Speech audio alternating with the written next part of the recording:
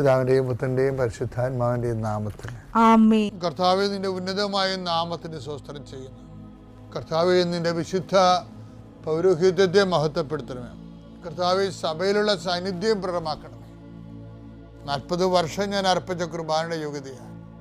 കൃപാസ്ഥാനത്താറെ ജീവനോടെ പ്രത്യക്ഷപ്പെട്ട പരിശുദ്ധമ്മയുടെ പ്രത്യക്ഷീകരണത്തിന് സ്ഥിരീകരണത്തിനായി അങ്ങയുടെ മക്കൾ ഇന്ന് അഭിമുഖിക്കുന്ന എല്ലാ വിഷയത്തിൻ്റെ മേലും സഞ്ചാരി മാതാവി സമയത്തിൻ്റെ അധികാരി അമ്മയുടെ പ്രത്യേകമായ സാന്നിധ്യം ഉണ്ടായിക്കൊണ്ട് കർത്താവേ, ഞങ്ങളുടെ കഴിവ് കൊണ്ടല്ല, അങ്ങയുടെ കൃപ കൊണ്ടാണ് അങ്ങയുടെ മക്കൾ എവിടെയെല്ലാം യാത്ര ചെല്ലുന്നുവോ, ഏതെല്ലാം പരീക്ഷ എഴുതുന്നുവോ, ഏതെല്ലാം പരീക്ഷ റിസൾട്ട് കാത്തിരിക്കുന്നുവോ, ഓരോ വിഷയത്തിനും മനസ്സ് ബന്ധു നേറിക്കൊണ്ട് കാത്തിരിക്കുന്ന സഹായം പ്രതീക്ഷിക്കുന്ന ഓരോ സ്ഥലങ്ങളെയും കർത്താവേ, അത് നഷ്ടപ്പെട്ടു പോകാതെ അവർക്ക് കിട്ടാനും അവർക്ക് അനുഭവവേദ്യമാക്കാനും കർത്താവെ സഹായിക്കണമേ എന്ന് പ്രാർത്ഥിക്കുന്നു.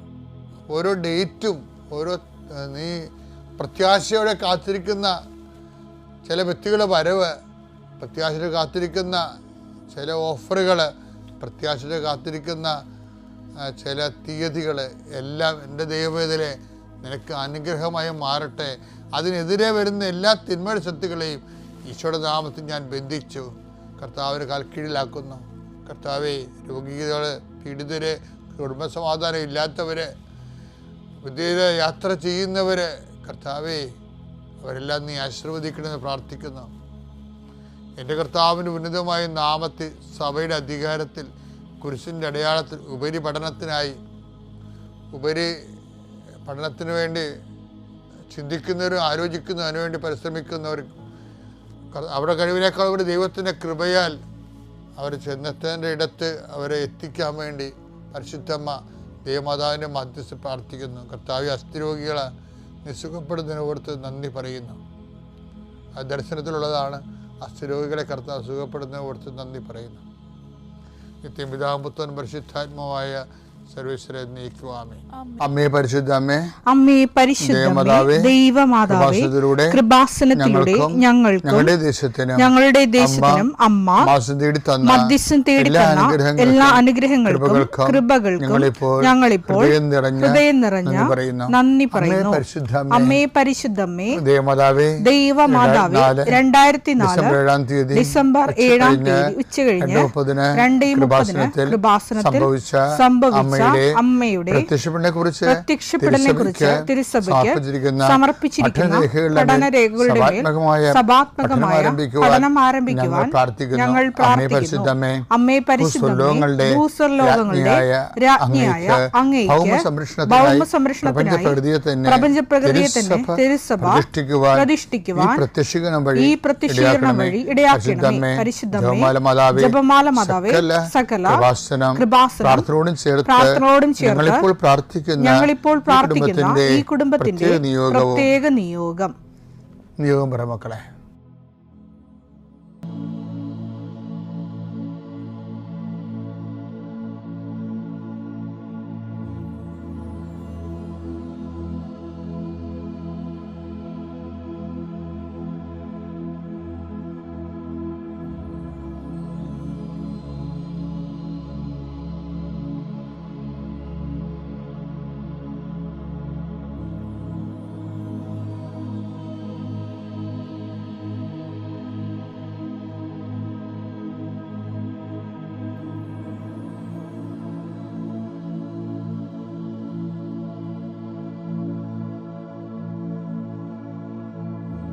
അമ്മയുടെ പ്രത്യക്ഷീകരണത്തിന്റെ ഈ അനുഗ്രഹവേളയിൽ ഞങ്ങൾക്ക് സാധിച്ചു തരുവാൻ കനിയണമേ.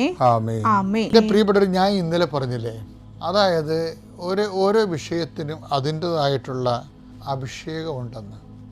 ഈ അഭിഷേകത്തിന് ബൈബിളിൽ പറയണ വാക്കെന്താണെന്നറിയാമോ? അനോയിന്റിംഗ് എന്ന് പറയും, പക്ഷേ ചില സമയത്ത് വിശ്രമം എന്ന് പറയും. വിശ്രമം എന്ന് പറഞ്ഞാൽ എന്താണ്? ശ്രമമില്ലാത്ത അവസ്ഥ. ഇസ്രയേൽ, നീ എൻ്റെ വിശ്രമത്തിലേക്ക് പ്രവേശിക്കത്തില്ലെന്നൊക്കെ പറയത്തില്ലേ? അപ്പം ദൈവം നൽകുന്ന സകല സാഹചര്യങ്ങളെ ദൈവസ്നേഹത്തോടെ, പ്രത്യാശയോടെ, അതുപോലെ തന്നെ സമർപ്പണത്തോടെ, ദൈവിക പുണ്യങ്ങളോടുകൂടി തന്നെ നമ്മൾ അതിനെ സമീപിച്ച് കഴിയുമ്പോഴാണ് ഈ വിശ്രമം ഉണ്ടാകുന്നത്. സമർപ്പണം കഴിഞ്ഞാണ് വിശ്രമം, ശ്രമമില്ലാത്ത അവസ്ഥ. എന്ന് വെച്ചാൽ അവിടെ ദൈവകൃപ വേണമെങ്കിൽ നമ്മൾ അധ്വാനിക്കേണ്ട കാര്യമില്ല. അതിന് അഭിഷേകത്തിൻ്റെ ദൈവം പറയുന്ന വേറൊരു പേരാണ് വിശ്രമം. ഈ ഇപ്പം ഉദാഹരണത്തിന് എബ്രായർ 4:1 തന്നെ നമുക്കൊന്ന് പരിശോധിക്കാം. അവിടുന്ന് നൽകുന്ന വിശ്രമത്തിലേക്ക് നാം പ്രവേശിക്കുമെന്ന വാഗ്ദാനം നിലനിൽക്കുമ്പോൾ തന്നെ അതിൽ പ്രവേശിക്കാൻ കഴിയാത്തവരായി നിങ്ങളിൽ ആരെങ്കിലും കാണപ്പെടുമോ എന്ന് നാം ഭയപ്പെടണം. ഇവിടെ എന്താ വിഷയം എന്ന് പറഞ്ഞാലേ, അതായത് വിശ്രമം എങ്ങനെ വരണമെന്നറിയാമോ? വിശ്വാസം മുതൽ വിശ്രമം വരെയാണ് ദൈവിക പുണ്യങ്ങളുടെ വളർച്ചാ ഘട്ടങ്ങളെന്ന് പറയുന്നത്. വിശ്വാസം, അത് കഴിഞ്ഞാൽ എന്താണ്? പ്രത്യാശ, പിന്നെ എന്താണ്? ദൈവസ്നേഹം. നമ്മുടെ എല്ലാ പ്രാർത്ഥനകളും പ്രവർത്തനങ്ങളും എല്ലാം ലോഞ്ച് ചെയ്യണത് ഈ ഒരു മോഡിലാണ് ലോഞ്ച് ചെയ്യണത്. പക്ഷേ ചില വിഷയങ്ങൾ ദൈവസ്നേഹം നിറഞ്ഞു കഴിയുമ്പോൾ നമുക്ക് മനസ്സിലാകും ചില കാര്യങ്ങൾ ദൈവം മനഃപൂർവ്വം നമുക്ക് ചെയ്തു തരത്തില്ല. അതിൻ്റെ കാരണം എന്ന് വെച്ച് കഴിഞ്ഞാൽ അത് കൃപയാണ്. ഇപ്പം വിശ്വാസവും പ്രത്യാശ സ്നേഹവും നമുക്ക് ക്യാഷ് ആൻഡ് കൈൻഡ് ആയിട്ടുള്ള ബ്ലെസ്സിങ്സിന് വരെ ഉപയോഗിക്കാം. പക്ഷെ കൃപയിലേക്ക് മാറ്റുമ്പോൾ അത് നമ്മൾക്ക് വിശ്വസിച്ചും പ്രാർത്ഥിച്ച് മാറ്റാൻ പറ്റത്തില്ല, പ്രത്യാശിച്ച് പ്രാർത്ഥിച്ച് മാറ്റാൻ പറ്റത്തില്ല, സ്നേഹിച്ചും പ്രാർത്ഥിച്ച് മാറ്റാൻ പറ്റത്തില്ല. ചില കാര്യങ്ങൾ നമുക്ക് സ്വീകരിക്കാതിരിക്കാൻ പറ്റത്തില്ല. ക്രിസ്തു തന്നെ പറഞ്ഞില്ലേ, അതുകൊണ്ട് സാധ്യമെങ്കിൽ പിതാവേ ഈ പാനപാത്രം എന്നെ കടന്നു പോകട്ടെ, എങ്കിലും എൻ്റെ ഇഷ്ടമല്ല നിൻ്റെ ഇഷ്ടം നിറവേറട്ടെ എന്ന് പറഞ്ഞാൽ എന്താണ്? സമർപ്പണമാണ്. അപ്പോൾ സമർപ്പണം ഇപ്പോൾ കൃപയുടെ വളർച്ചയിലേക്ക് വരുമ്പോൾ വിശ്വാസം പ്രത്യാശ സ്നേഹം കഴിഞ്ഞാൽ പിന്നെ വരണത് സമർപ്പണമാണ്. സമർപ്പണം എന്ന് പറഞ്ഞാൽ എന്താണ്? സമർപ്പണത്തിൽ വെച്ചാണ് സ്വർഗസ്ഥനായ പിതാവ് പ്രാർത്ഥനയുടെ ഫലങ്ങൾ വരണത്. എന്താണ്?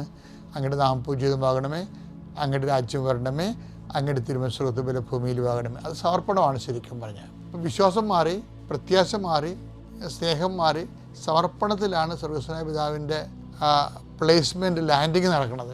ഇനി സമർപ്പണം കഴിഞ്ഞാൽ പിന്നെ എന്താ സംഭവിക്കുന്നത്? പിന്നെ ഞങ്ങളെ പ്രലോഭനത്തിൽ ഉൾപ്പെടുത്തരുത് എന്ന് വെച്ചാൽ ആരുൾപ്പെടുത്തരുതെന്നാണ്? ദൈവമാണ് ഉൾപ്പെടുത്തുന്നത്. അതെ, ദൈവത്തിന് വേണമെങ്കിൽ നമ്മളെ പാപരഹിതരായി ജീവിക്കാൻ വേണ്ട അഭിഷേകം തരാം. അതെങ്ങനെ മനസ്സിലാകുന്നറിയാമോ? അതറിയണമെങ്കിൽ നമ്മൾ ജെറമിയ എന്ന് വായിച്ചാൽ മതി. ജെറമിയ 31:2 വായിച്ചേ. കർത്താവ് അരുൾ ചെയ്യുന്നു, വാളിനെ അതിജീവിച്ച ജനം, ക്ലേശങ്ങളാണ് ഉദ്ദേശിക്കുന്നത്, ക്ലേശങ്ങളെ അതിജീവിച്ച ജനം മരുഭൂമിയിൽ കൃപ കണ്ടെത്തി. മരുഭൂമിയിൽ കൃപ കണ്ടെത്തി. അപ്പം എപ്പോഴും ഈ കൃപ കണ്ടെത്തുന്ന എപ്പോഴും വെച്ചാണ്? ക്ലേശങ്ങളെ അതിജീവിച്ച് കഴിഞ്ഞാണ്. അതിജീവിക്കണം എന്തുകൊണ്ടാണ്? അതിജീവിത വിശ്വാസം കൊണ്ടാണ്. അതിജീവിത വിശ്വാസം കൊണ്ടാണ് ക്ലേശങ്ങളെ നമ്മൾ അതിജീവിക്കുന്നത്. ക്ലേശങ്ങളുണ്ടാവും, പക്ഷെ അതിനെ കൗൺട്രാക്ട് ചെയ്യാനും അതിനെ അതിജീവിക്കാനും നമുക്കെന്താ വേണ്ടത്? കോമൺ ഫെയ്ത്ത് പറ്റത്തില്ല. ഇപ്പം ഇന്ന് കഴിഞ്ഞ ദിവസം കാനഡയിൽ നിന്ന് എൻ്റെ 2 സഹോദരങ്ങൾ വന്ന് എന്നെ അവിടെ ധ്യാനത്തെ വിളിക്കാൻ വേണ്ടി. അപ്പോൾ അവർ വന്നപ്പോൾ ഞാനവിടെ സംസാരിച്ചിരിക്കുകയാണ്. അപ്പോൾ ഞങ്ങൾ വിശ്വാസത്തെക്കുറിച്ച് സംസാരിച്ചത്. അപ്പോൾ ഞാനോട് പറഞ്ഞു, ഈ കോമൺ ഫെയ്ത്ത് കൊണ്ട് ആഞ്ഞിലി കൊണ്ട് വല്ലൊരു വീഡിയോ വെക്കുമെന്ന് ചോദിച്ചു അവരോട്. ആഞ്ഞിലി കൊണ്ട്. അപ്പോൾ അവർ പറയും വെക്കൂലച്ചാ. ഞാൻ പറഞ്ഞാൽ വെള്ളം മാറ്റിയിട്ടല്ലേ വെക്കത്തുള്ളൂ, കാതൽ കൊണ്ടല്ലേ വീഡിയോ വെക്കത്തുള്ളൂ. കാര്യം ആഞ്ഞിലി 1000 കൊല്ലം എന്നൊക്കെ പറഞ്ഞിട്ടില്ലേ. പക്ഷേ അതിൻ്റെ അകത്ത് എന്താ പ്രശ്നം? അതിൻ്റെ വെള്ളമുണ്ട്. വെള്ളം കളഞ്ഞില്ലെങ്കിൽ ഒരു 10 കൊല്ലം കഴിയുമ്പോൾ തന്നെ വെള്ളം ഉച്ചകൂത്താൻ തുടങ്ങും. അപ്പോൾ ആഞ്ഞിലി വെള്ളം വെച്ച് ഒരു വീഡിയോ വെക്കുക ഇല്ല. ഈ കോമൺ ഫെയ്ത്തിൻ്റെ അകത്തൊരു കുഴപ്പമുണ്ട്. നമുക്കുള്ള വിശ്വാസം, പലർക്കുള്ള വിശ്വാസം അതാണ്. അത് ഉച്ചകൂത്താൻ തുടങ്ങും. കുറച്ച് കഴിയുമ്പോൾ ഉച്ചകൂത്താൻ തുടങ്ങും. അതിൻ്റെ ബലക്ഷയം ഉണ്ടാകും. കാര്യം ഈ കോമൺ ഫെയ്ത്തിൻ്റെ അകത്ത് വിശ്വാസത്തിൽ അവിശ്വാസം കൂടി ഉണ്ട്. അല്പവിശ്വാസമുണ്ട്. അല്പവിശ്വാസം എന്ന് പറഞ്ഞാൽ അല്പം കാതിലും ബാക്കിയെല്ലാം വെള്ളയുമാണെന്നായി പറയണത്. അല്പവിശ്വാസി ഈശോ ചോദിക്കണില്ലേ, സംശയിച്ചത് എന്ത്? അതിപ്പോൾ വിശ്വാസത്തിൻ്റെ കൂടെ തന്നെ ആഞ്ഞിലിയുടെ കൂടെ കാതലുള്ള പോലെ തന്നെ വെള്ളയുണ്ട്, സംശയം ഉണ്ടെന്നർത്ഥം. സംശയത്തിന് വെള്ളയെന്ന് പറയണത്. വെള്ളം കെട്ടി വെച്ച് അറുത്ത് എല്ലാവരും വീട് വെക്കുക ഇല്ല, അത് ചൂത്തു എപ്പോഴായാലും. അപ്പം അതുകൊണ്ട് ദൈവം അതൊന്നും എടുക്കത്തില്ല. അല്പവിശ്വാസികളെ ഒന്നും ദൈവം ഒരു കാര്യത്തിൽ എടുക്കത്തില്ല. പിന്നെ എന്താ ചെയ്യണത്? Woman your faith is great, നിൻ്റെ വിശ്വാസം വലുതാണെന്ന് പറഞ്ഞില്ലേ? വലിയ വിശ്വാസമുണ്ട്.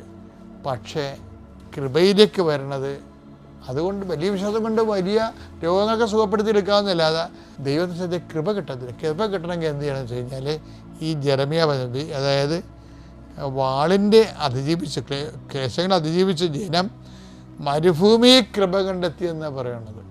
ഇപ്പം കൃപ കണ്ടെത്തുന്നത് എപ്പോഴും സാധുരമായ പച്ചപ്പുറപ്പുറങ്ങളല്ല, അത് ബ്ലെസ്സിങ്സാണ്. ഇടയനെക്കുറിച്ച് പറയത്തില്ലേ, പച്ചയായ പുൽപ്പുറങ്ങൾ അവിടെ നിന്ന് കിടത്തുന്നു, നിശ്ചലമായ ജലാശയത്തെ കുടിപ്പിക്കുന്നു. അങ്ങനെ ബ്ലെസ്സിങ്സാണ്. ആ സാധനങ്ങളിൽ എപ്പോഴും ബ്ലെസ്സിങ്സാണ് കിട്ടുന്നത്. അപ്പോഴും മരുഭൂമിയിലാണ് കൃപയുള്ളത്. ആ കൃപ ആരായിരിക്കണം? വാളിനെ അതിജീവിച്ച ജനമാണ്. അപ്പം വാളിനെ അതിജീവിച്ചവരാണ് കൃപയിലേക്ക് തിരഞ്ഞെടുക്കപ്പെടുന്നവർ. ഈ തിരഞ്ഞെടുക്കപ്പെടുന്നവർ എന്താണ്? വാളിനെ അതിജീവിച്ച ജനം മരുഭൂമി കൃപ കണ്ടെത്തി. ഇസ്രായേൽ വിശ്രമം കണ്ടെത്താൻ പോവുകയാണ്. വിശ്രമം കണ്ടെത്താൻ പോവുകയാണ്. നമ്മുടെ സബ്ജക്റ്റ് എന്താണ്? വിശ്രമമാണേ. വിശ്വാസം മുതൽ വിശ്രമം വരെ. ഈ വിശ്രമത്തിനാണ് അഭിഷേകം എന്ന് പറയുന്നത്. ക്രിസ്തു വിശ്രമിക്കുന്ന കണ്ടില്ലേ? ഐ കമണ്ട് മൈ സ്പിരിറ്റ് എന്നും പറഞ്ഞ് കുരിശിൽ അവൻ വിശ്രമിക്കുകയാണ്. ഇടത്തോട്ട് തലയാഴ്ച സമർപ്പിക്കുകയാണ്. ആ സമർപ്പണത്തിൻ്റെ അടുത്ത ഘട്ടമാണ് വിശ്രമം. എന്ന് വെച്ചാൽ ആ വേദന എവിടെയോ വെച്ച് എൻ്റെ പിതാവേ എന്തുകൊണ്ട് നീ എന്നെ ഉപേക്ഷിച്ചു എന്ന് ചോദിച്ച സ്ഥലത്ത് വെച്ച് കർത്താവിൻ്റെ സമർപ്പണം പൂർത്തിയായി കഴിഞ്ഞപ്പോൾ കർത്താവിൻ്റെ പിതാവുമായിട്ട് കണക്ഷൻസ് കിട്ടി. എൻ്റെ പിതാവേ അങ്ങേ കരങ്ങളിൽ എൻ്റെ ആത്മാവിനെ ഞാൻ സമർപ്പിക്കുന്നു. ഇതാണ് വിശ്രമം എന്ന് പറയുന്നത്. വിശ്രമം. ഈ വിശ്രമം എന്ന് വെച്ചാൽ മരണത്തിൻ്റെ വേദനയെ അഭിഷേകമായി ഈശോയ്ക്ക് അഭിഷേകം കിട്ടി അപ്പായോട്ട് ലൈൻ കണക്റ്റഡായിട്ടാണ് ഇവൻ വലത്തേക്ക് തല ചായ്ച്ച് ഉറങ്ങണത്, കർത്താവിന് ജീവൻ സമർപ്പിക്കുന്നത്. അതുപോലെ തന്നെ ഈ ഒരു ടൈമാണ് കൃപയുടെ കഠോര കൃപ. അവൻ്റെ കഠോര കൃപ. മെൽ ഗിബ്സനൊക്കെ ആ സമയത്ത് ഭയങ്കര മഴ പെയ്യിക്കണ കാണാം. എന്ത് രസമാണെന്ന് അറിയാം. ഈ പാഷൻ ഓഫ് ക്രൈസ്റ്റ് അവനിങ്ങനെ തല ചായച്ച് കിടക്കുമ്പോൾ തന്നെ ഒരു തുള്ളി വെള്ളം അങ്ങനെ വീഴും. പിന്നെ വീഴണത് ഒരു ശതകോടി വെള്ളമാണ് വീഴണത്. കൃപയുടെ മഴ പെയ്യണ കാണാം. അതിമനോഹരമാണ് ആ സിനിമ. അപ്പം അതുപോലെ തന്നെ വിശ്രമം. ഇപ്പോൾ ഓട്ടിസം രോഗികളെന്ന് ഞാൻ കഴിഞ്ഞ ധ്യാനത്തിൽ പറഞ്ഞില്ലേ, അവർക്കും അവരെ സൂക്ഷിക്കുന്നവരും ഒരു ടൈം കഴിയുമ്പോൾ വിശ്രമത്തിലേക്ക് പ്രവേശിക്കും.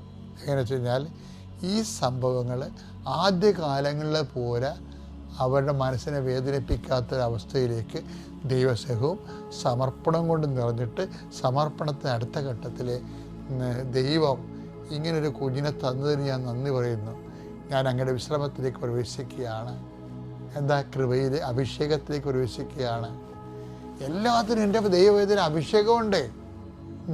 നിങ്ങൾ ഈ കല്യാണം കഴിച്ചിട്ട് പിരിയണം എന്നൊക്കെ പറയുമ്പോൾ എനിക്ക് ഭയങ്കര ദേഷ്യം വരും. കാര്യം ഒന്നാമത്തിൽ ലോകത്താന്മാരെ പിരിയത്തുള്ളൂ, ജഡിക കോമാളികൾ മാത്രമേ പിരിയത്തുള്ളൂ, അല്ലാത്തത് പിരിയത്തില്ല. കാര്യം അവർക്ക് ആത്മജ്ഞാനം ഉണ്ടെന്നുണ്ടെങ്കിൽ ഏത് ചെന്നായും പുള്ളിപ്പുലിയാനും പശുവിൻ്റെ കൂടെ താമസിക്കും, പശു ചെന്നായ്ക്കളോട് താമസിക്കും. അഭിഷേകത്തിൻ്റെ വിശ്രമത്തിൻ്റെ വലിയ കാലമാണത്. അത് കൊണ്ട് തന്നെ നമ്മൾ ഇത് ദൈവത്തിന് മാറരുത്. ശരിക്കും എന്ത് ക്ലേശം ഉണ്ടായാലും ദൈവത്തെ എപ്പോഴും പ്രാർത്ഥിക്കേണ്ടത് ദൈവത്തിൻ്റെ പേരിൽ ഒരു കളങ്കമായ വാക്ക് പോലും ഉണ്ടാകാതിരിക്കാൻ വേണ്ടി പ്രാർത്ഥിക്കണം. അത് ഞാൻ നാളെ പറയാം. പിതാവിൻ്റെയും പുത്രൻ്റെയും പരിശുദ്ധാത്മാവിൻ്റെയും നാമത്തിൽ. വിശ്വാസ പ്രമാണം. സർവശക്തനായ പിതാവും ആകാശത്തിൻ്റെയും ഭൂമിയുടെയും സൃഷ്ടാവുമായ ദൈവത്തിൽ ഞാൻ വിശ്വസിക്കുന്നു. അവിടുത്തെ ഏകപുത്രനും ഞങ്ങളുടെ കർത്താവുമായ ഈശോമിശിഹായിലും ഞാൻ വിശ്വസിക്കുന്നു.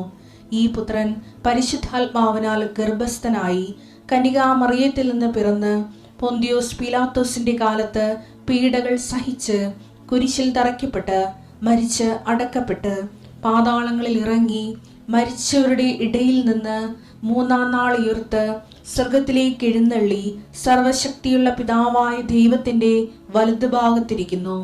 അവിടെ നിന്ന് ജീവിക്കുന്നവരെയും മരിച്ചവരെയും വിധിക്കുവാൻ വരുമെന്നും ഞാൻ വിശ്വസിക്കുന്നു. പരിശുദ്ധാത്മാവിലും ഞാൻ വിശ്വസിക്കുന്നു. വിശുദ്ധ കത്തോലിക്കാ സഭയിലും പുണ്യവാന്മാരുടെ ഐക്യത്തിലും പാപങ്ങളുടെ മോചനത്തിലും ശരീരത്തിന്റെ ഉയർപ്പിലും നിത്യമായ ജീവിതത്തിലും ഞാൻ വിശ്വസിക്കുന്നു. ആമേൻ. സുഖസ്ഥനായ ഞങ്ങളുടെ പിതാവേ, അങ്ങയുടെ നാമം പൂജിതമാകണമേ. അങ്ങയുടെ രാജ്യം വരണമേ. അങ്ങയുടെ തിരുമനസ് സ്വർഗത്തിലെ പോലെ ഭൂമിയിലും ആകണമേ.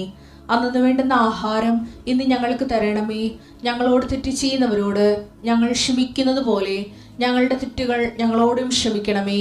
ഞങ്ങളെ പ്രലോഭനത്തിൽ ഉൾപ്പെടുത്തരുതേ, തിന്മയിൽ ഞങ്ങൾ രക്ഷിക്കണമേ. ആമേൻ. നന്മ തെളിഞ്ഞു മറിയമേ, സ്വസ്തി. കർത്താവ് അങ്ങയുടെ കൂടെ സ്ത്രീകളിൽ അങ്ങ് അനുഗ്രഹിക്കപ്പെട്ടവളാകുന്നു. അങ്ങയുടെ ഉദരത്തിൻ ഫലമായി ഈശോ അനുഗ്രഹിക്കപ്പെട്ടവനാകുന്നു. പരിശുദ്ധ മറിയമേ, തമ്പുരാന്റെ അമ്മേ, പാപികളായ ഞങ്ങൾക്ക് വേണ്ടി ഇപ്പോഴും ഞങ്ങളുടെ മരണസമയത്തും തമ്പുരാനോട് അപേക്ഷിക്കണമേ. ആമേൻ.